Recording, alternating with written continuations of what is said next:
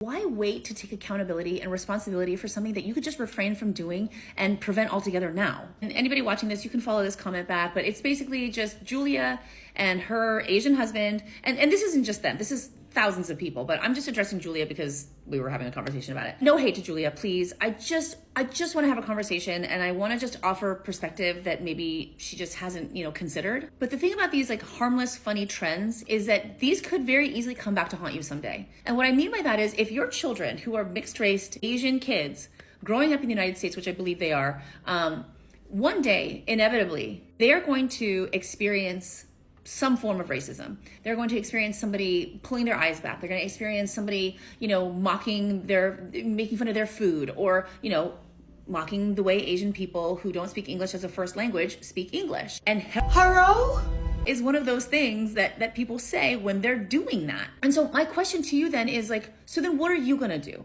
As their mom, someday they're gonna say, hey, I was made to feel bad about my racial identity because so-and-so made fun of, the way Asian people speak English. What are you gonna do? What are you gonna say?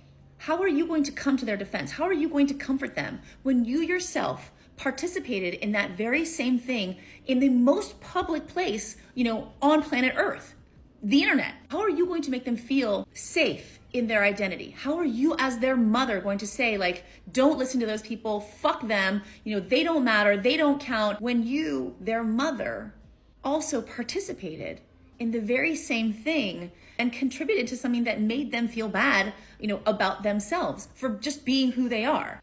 That's the conversation I'm trying to have with you. I know that you're like, I love my children. I know, you're their mother. Of course you love them. What I'm saying is that you can't love them just now.